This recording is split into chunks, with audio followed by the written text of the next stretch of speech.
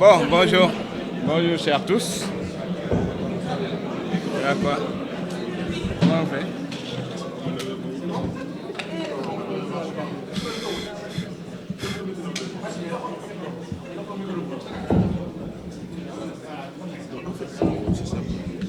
Ah, ok.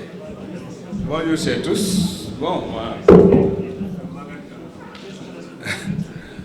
je suis journaliste, je ne suis pas diplomate, donc je vais bousculer le protocole.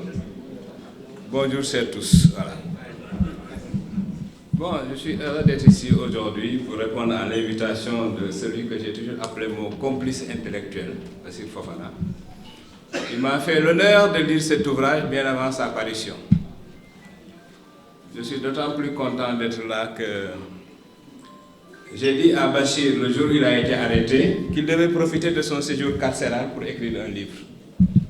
Je suis très content qu'il ait suivi mon conseil. Vous savez, s'il y a une chose de positif dans la prison, c'est que ça permet de réfléchir.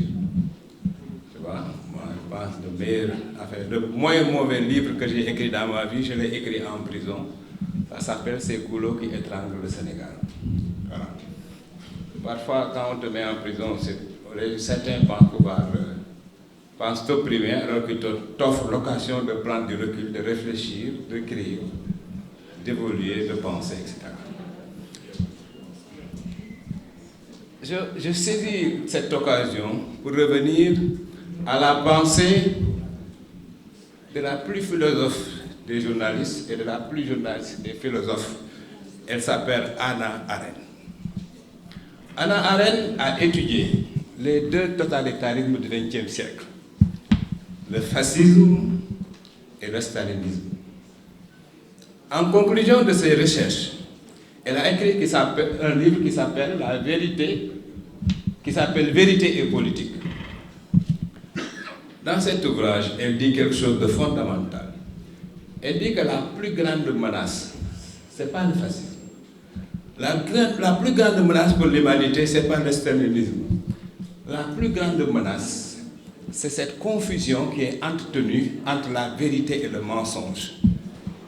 Voilà la plus grande menace pour l'humanité. Voilà le plus grand défi civilisationnel qui nous est posé. Surtout depuis l'irruption de l'homo pastefensis sur la scène politique sénégalaise. Parce qu'il y a eu récemment au Sénégal une évolution épistémologique fondamentale que pour moi les politistes et les sociologues n'ont pas suffisamment étudié. Qu'est-ce qui est arrivé? Un objet politique non identifié a fait brutalement irruption sur la scène politique sénégalaise sur la base d'un comportement politique qui était jusqu'ici inconnu et qui est un comportement politique de fabrication d'une vérité alternative sur la base de la manipulation, du mensonge, de la déformation, de la falsification, de l'injure, etc. Et cette réalité politique que j'ai bien décrite d'ailleurs dans Macky Sall face à l'histoire, en définissant l'homo pastefensis, j'ai dit que l'homo pastefensis pose un problème, pose un défi de civilisation aux intellectuels du Sénégal. Pourquoi? Parce que je pense que pour la première fois dans l'histoire de l'humanité, il est urgent que les journalistes, les intellectuels, les penseurs fabriquent plus que jamais ce que j'appelle moi des vérités de fait. Des vérités de fait, ça veut dire quoi? Ça veut dire les faits dans leur nudité absolue.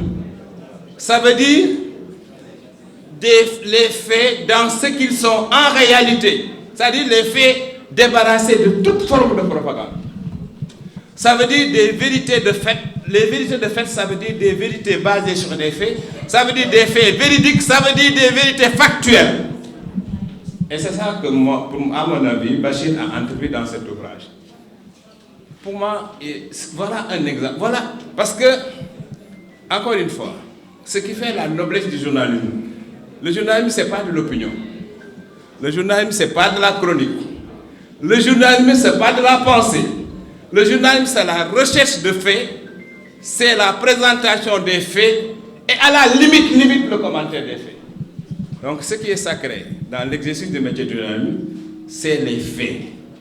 Le commentaire étant libre par ailleurs. Nous avons laissé la scène politique sénégalaise vampirisée par des objets politiques, enfin des objets médiatiques pas clairement identifiés, qui peuvent s'appeler chroniqueurs, ou commentateurs, ou parleurs, ou insulteurs, qui ont réussi d'une certaine manière à vampiriser le débat public, reléguer au second plan les faits, fabriquer un certain nombre de slogans qui polluent le débat public.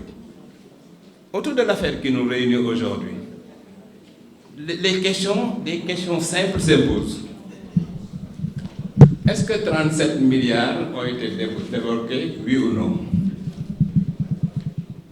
Ces 37 milliards correspondaient à la réalisation de combien, à l'électrification de combien de villages?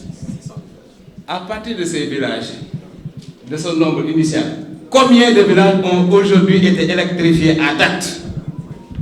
Est-ce que, comme dit Madia Maldiagne, des Espagnols ont débloqué 4 milliards? À qui cet argent a été donné? Voilà les questions auxquelles il faut répondre objectivement, c'est-à-dire dépouiller de toute forme de commentaire. Et voilà, par exemple, le type de débat qu'il faut dans ce pays. C'est-à-dire déconstruire les slogans, déconstruire les propagandes, déconstruire les mensonges pour exprimer les faits dans leur nudité absolue. En ça, je pense que Bachir a montré la voie. Mon frère, je te félicite vraiment. Il y aura d'autres livres, hein, parce que je conseille qu'il y a beaucoup de gens qui écrivent. Et les 2 ans de POSTEF au pouvoir, pour moi, ont été le théâtre d'un exercice inédit du pouvoir qui appelle à des réflexions, qui appelle à de la clarification dans un contexte de pollution sonore inédite. Nous sommes l'unique pays au monde où, à flux tendu, H24, sur des plateaux, des personnes qui se croient des voix autorisées, qui ne sortent de je ne sais où, donnent des leçons à toute la planète sur la base de connaissances, pas de connaissances, sur la base de savoir empirique, comme si le monde était une entité brusquement tombée du ciel et que n'importe qui pouvait dire n'importe quoi. Voilà, donc le défi civilisationnel qui nous a posé, le défi professionnel qui nous ont posé, nous professionnels des médias, c'est au-delà des commentaires, de travailler concrètement à restituer leurs faits dans leur vérité absolue. Et je ne dois pas cacher que moi-même je suis en train d'écrire. Donc il faut que tout le monde écrive. Il faut que l'histoire de ce pays soit reconstituée dans sa vérité, dans sa réalité, dans sa nudité.